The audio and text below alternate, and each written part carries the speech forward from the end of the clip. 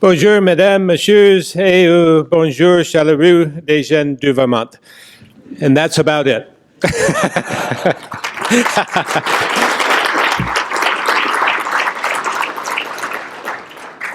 I first want to thank Premier Couillard for his hospitality this week, and a special thank you to the Quebec Association for the Production of Renewable Energy, the Quebec Chamber of Commerce and Industry, and the Quebec Federation of Chambers of Commerce for inviting me to speak with you today. This visit to Quebec is my first international trip since I became the governor of Vermont in January. I thought it was especially important as I appreciate the value of our cultural and economic ties to this region. This includes $5 billion in trades across the Vermont and Quebec border, but it also includes our shared values in a common landscape made up of agricultural lands and beautiful forests. This isn't my first trip to Quebec. For the last 35 years, I've been traveling to Quebec in a number of different ways. I raced snowmobiles in my early life, and I raced a lot at Valcourt, went to Thetford Mines, and raced in many other areas of Quebec. But for the last 25 years, I've been a stock car racer.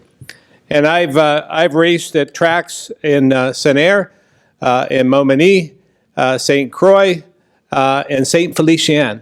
And a very long trip. I remember that. And what I came away with, and I have a lot of friends in Quebec over the years, a lot of relationships I've established over those many, many years. And what I've learned is that Quebec is not that much different than Vermont. You're very, very innovative, creative, friendly, resourceful, and very, very competitive as well. I've have my share of battles with some of the greats in the stock car racing community. But I've appreciated, at the end of the day, even though we've competed, that we come away as friends. And there's a lot of trust that we built up over the years. I've built up with many members of your community. So although we have a slight barrier in terms of language, there are no barriers in terms of our shared belief of treating our fellow citizens and fellow human beings with the respect and dignity and tolerance that we all deserve. And will continue to do so as I have taken that pledge as governor. Vermont and Quebec share more than just a border. We also share ambitious renewable energy goals. As governor, I have reaffirmed our goal of reaching 90% renewables by the year 2050. Vermont's clean energy economy supports approximately 17,000 jobs in Vermont, which is a 20% increase over just 3 years. Our energy efficiency utility has been used as a model by many other states and countries to drive energy conservation. And our state is internationally recognized as a place that values its clean air, clean water, and beautiful landscape. Our state has achieved all of this while having the lowest price electricity in New England. That's in large part due to our energy contracts that we've had for many decades with Hydro-Quebec. Quebec's Gaz Metro, which I should thank for sponsoring this conference, has also helped Vermont implement next-generation renewable energy solutions. They own Vermont's largest utility, Green Mountain Power, which has not only utilized innovative approaches to support our growth in renewables, but they also encourage efficiency and conservation.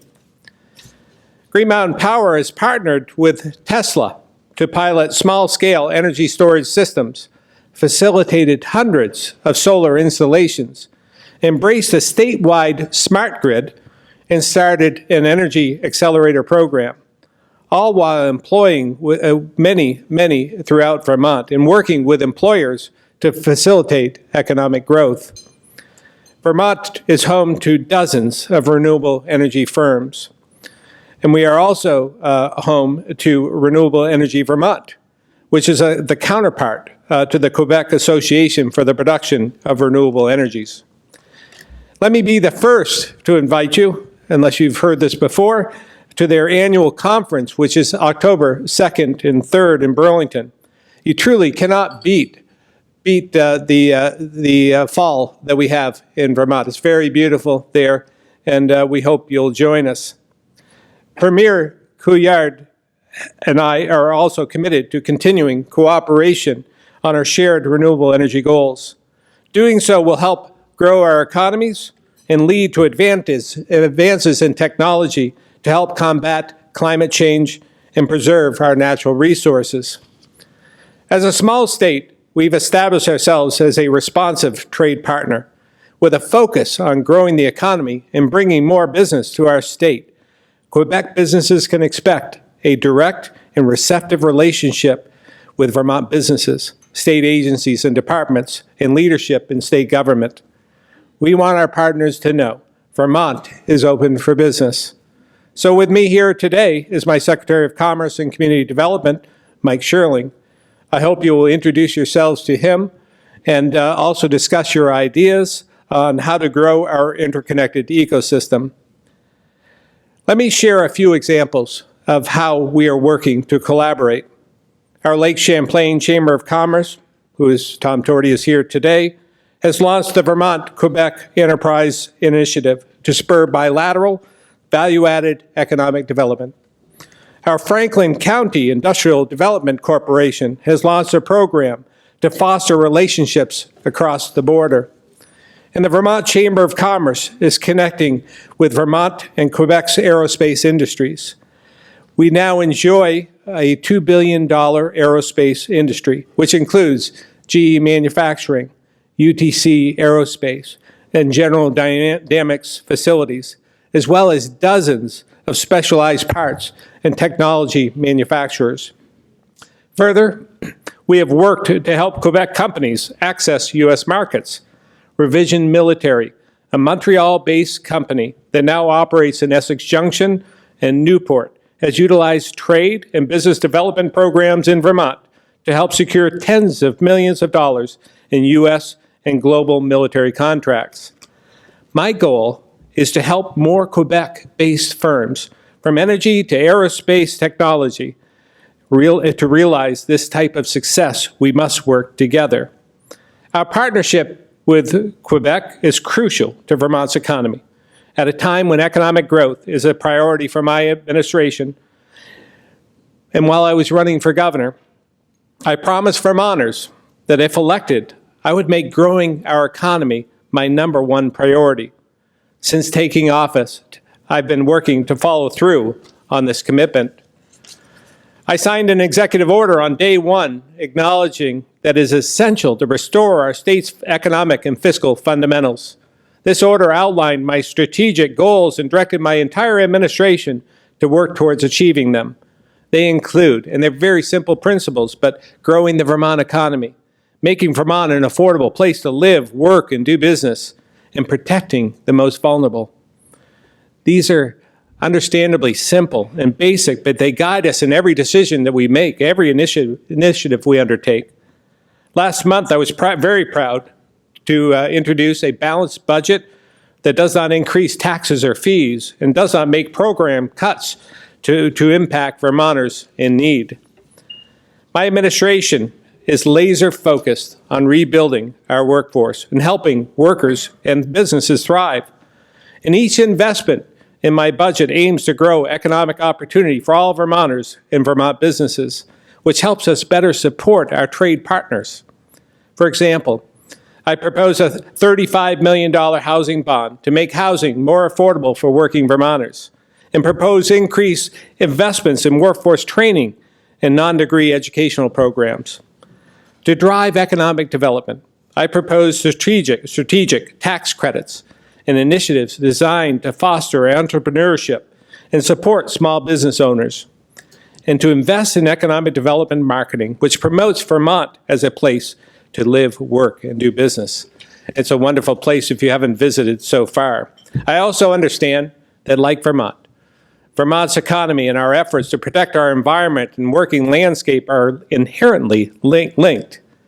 Our landscape contributes to our high quality of life, and it plays a significant role in attracting tourists and vacationers who account for $2.5 billion spent annually in Vermont.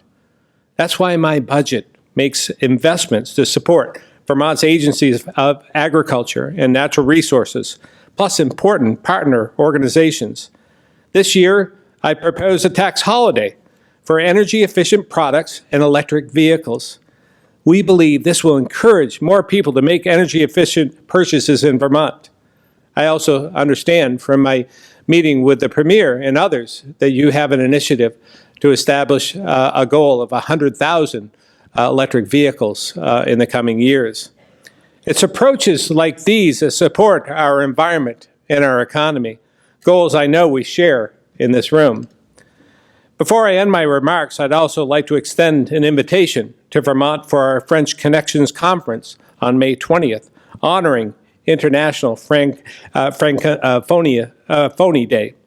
This event will highlight the contribution of French Canadians from Quebec into Vermont. Representing the people of Vermont to our neighbors and friends here in Quebec is an incredible honor. I hope that together we can grow our economies and make this region an even better place to work, live, and play, and build on the centuries-old relationship our ancestors successfully forged. I did learn something new on this trip. Every time I go on a trip, every day I learn something new. And I was talking with your Premier, Premier Couillard, and there's things that we share in common. We found out first thing, we both are named Philip. So we debated whether it's Phil 1 or Phil 2. I've decided that he is number 1 while he's here. I also learned that he's from St. Felician, where I raced. So he wasn't there at the time. I don't think he saw me, but at the same time, we share that. I also learned, he told us last night at dinner, I didn't understand that you also make maple syrup. Who knew? And now, so now we share something else. We are both number 1 and number 2 in maple syrup production. We're not going to debate whether who's first. Oh, no. So I want to thank all of you for having me here today and for the warm welcome and the appreciation my team has experienced over the last couple of days. And I brought many of our secretaries and commissioners with me today from Public Safety, Natural Resources, Public Service Department, Commerce, and others. So we hope this isn't going to be our last trip to Quebec. This is only the first, and we really do appreciate all that we've done together over the last few decades. And we want to build this relationship, to make a great relationship even better. And I believe we have a really solid start in doing so. And again, I want to thank you for your hospitality over the last couple of days.